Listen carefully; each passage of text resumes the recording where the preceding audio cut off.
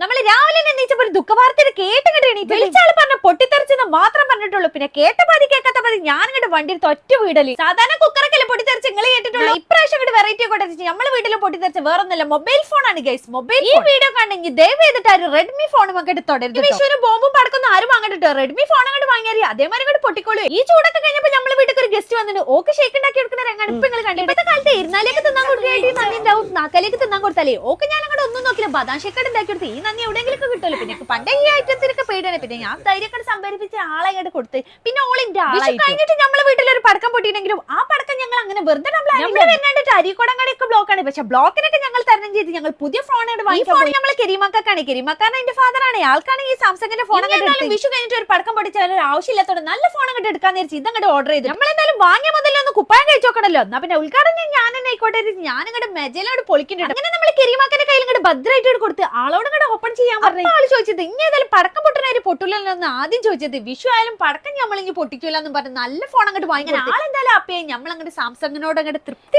രാവിലെ മുതലേ എല്ലാരും സന്തോഷിപ്പിക്കലോ. ഇനി ഞാൻ സന്തോഷിക്കാഞ്ഞാലേ ഞാനവിടെ മുകുന്നതുകൊണ്ട് ഞാനവിടെ പോവാൻ.